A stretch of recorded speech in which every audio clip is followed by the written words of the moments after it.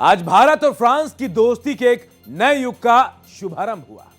प्रधानमंत्री नरेंद्र मोदी और फ्रांस के राष्ट्रपति इमैनुअल मैक्रों के बीच मुंबई में मुलाकात और फिर बाइलैटरल मीटिंग और डेलीगेशन लेवल की मीटिंग हुई। भारत की अब तक की सबसे बड़ी डील पर बात आगे बढ़ी, जिसके तहत भारत 114 नए राफेल फाइटर जेट की खरीदारी करने जा रहा है। इस ऐतिहासिक सौदे के अलावा कई मुद्दों पर दोनों देश एक साथ आगे बढ़ने पर सहमत भी हुए हैं।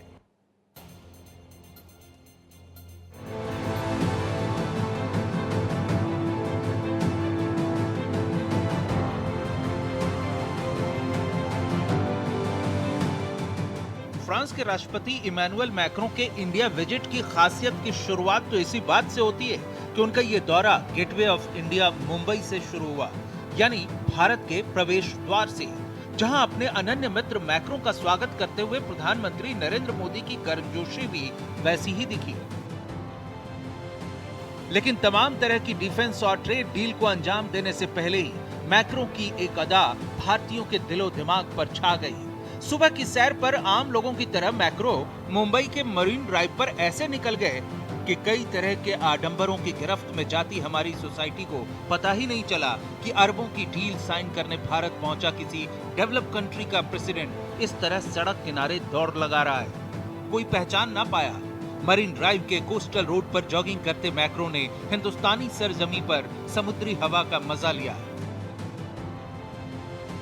2017 के बाद से मैक्रों का ये चौथा भारत दौरा है। ये दौरा पिछले हफ्ते भारत के इस कंफर्मेशन के बाद हो रहा है कि वो राफेल जेट के लिए बड़ा ऑर्डर देने की तैयारी कर चुका है। भारत ने अब तक के सबसे बड़े रक्षा सौदे को मंजूरी दी है।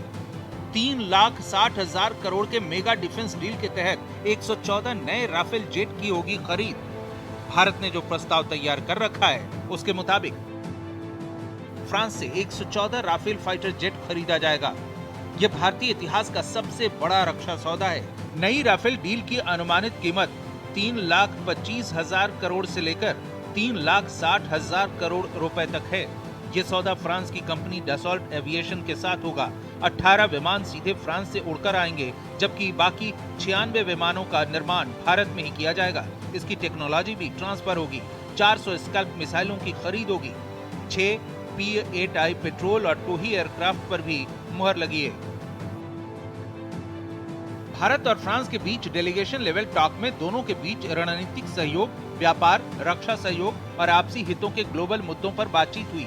पीएम मोदी ने भारत और फ्रांस के बीच लोकतांत्रिक मूल्यों, कानून के शासन और मल्टीपोलर वर्ल्ड को लेकर दोनों देशों की मजबूत प्रतिबद्धता की बात की और कहा कि आपसी सहयोग से दोनों देश वैश्विक चुनौतियों का सामना करेंगे। डायलॉग और डिप्लोमेसी से स्थिरता और समृद्धि के प्रयासों को बल देते रहेंगे। फ्रेंड, भारत और फ्रांस दोनों लोकतांत्रिक मूल्यों, रूल ऑफ लॉ और मल्टीपोलर वर्ल्ड में विश्वास रखते हैं। हम एक मत है कि ग्लोबल इंस्टीट्यूशन के रिफॉर्म से ही ग्लोबल चैलेंजेस का समाधान निकलेगा। यूक्रेन, पश्चिमी एशिया या फिर इंडो पैसिफिक, हम हर क्षेत्र में शांति के सभी प्रयासों का समर्थन करते रहेंगे। पीएम मोदी ने जहां फ्रांस को स्पेशल पार्टनर बताया, तो वहीं मैक्रो ने कहा कि भारत पर भरोसा है, इसलिए टेक्नोलॉजी शेयर करते हैं। उन्होंने अपने संबोधन में कहा कि फ्रांस भारत का एक विश्वसनीय साझेदार बनना चाहता है, ताकि हमारे उद्योग मिलकर एक दूसरे को खास और मजबूत सहयोग दे सकें। मैक्रो ने डिफेंस, टेक्नोलॉजी, इंडस्ट्री और स्ट्रेटेजिक पार्टनरशिप को दोनों देशों की साझेदारी का प्रमुख आधार बताया है। ज्वाइंट प्रेस कॉन्फ्रेंस के दौरान मोदी ने कहा कि भारत और फ्रांस मिलकर भारत में ऐसे हेलीकॉप्टर का निर्माण करेंगे जो माउंट एवरेस्ट जैसी ऊंचाइयों तक उड़ान भरेगा। दोनों नेताओं ने मिलकर कर्नाटक के वेमागल में टाटा एयरबस के H-125 लाइट यूटिलिटी हेलीकॉप्टर्स के फाइनल असेंबली का वर्चुअल उद्घाटन किया, जहां रक्षा मंत्री राजनाथ सिंह भी मौजूद रहे। आज भारत में हेलीकॉप्टर असेंबली लाइन का उद्घाटन इस गहरे विश्वास का एक और उज्जवल उदाहरण है। हमें गर्व है कि भारत और फ्रांस मिलकर माउंट एवरेस्ट की ऊंचाइयों तक उड़ान भरने वाला विश्व का एकमात्र हेलीकॉप्टर भारत में बनाएंगे और ये पूरे विश्व को एक्सपोर्ट भी करेंगे। Coming to the unveiling of the final assembly line that we are witnessing today, the H-125 program investment is anticipated to exceed rupees 1,000 crore and is likely to create direct and indirect employment opportunities for our skilled and hard-working younger generation. PM Modi ने साझा press conference में यूरोपीय संघ के साथ हाल ही में हुए free trade agreement का जिक्र करते हुए कहा, इससे भारत और फ्रांस के संबंधों में भी बहुत तेजी आएगी। इनोवेशन आइसोलेशन से नहीं बल्कि कोलैबोरेशन से होता है।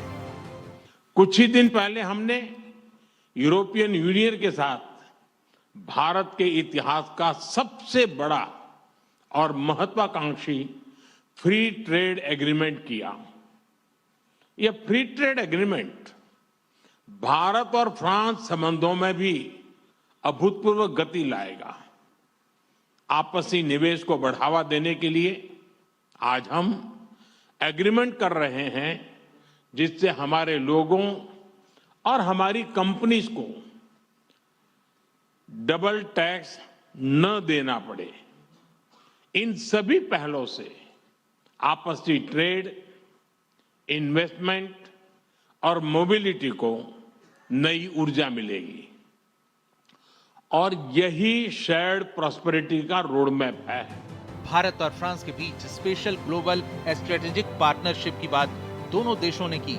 इसका मतलब है कि दोनों देश सिर्फ व्यापार या हथियारों की खरीद फरोख्त तक सीमित नहीं रहेंगे, बल्कि सुरक्षा, तकनीक, अंतरिक्ष, समुद्री इलाकों की सुरक्षा और बड़े वैश्विक मुद्दों पर साथ मिलकर काम करेंगे।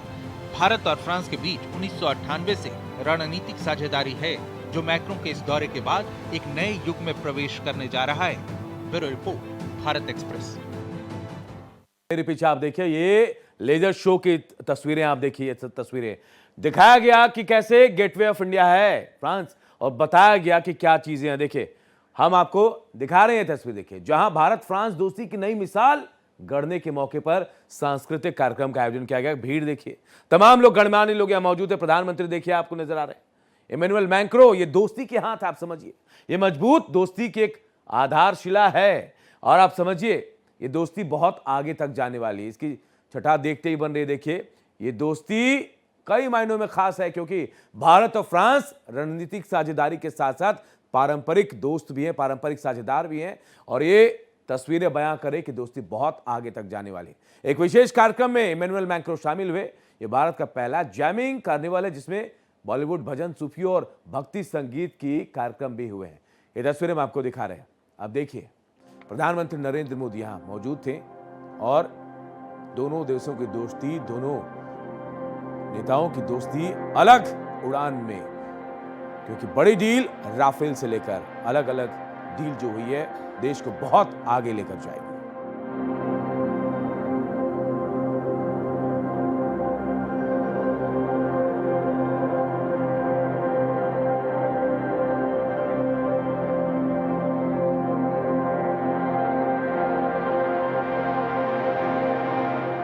Of our cooperation. Thank you to our partners for making it possible. This show will be rebroadcast every evening till the 22nd.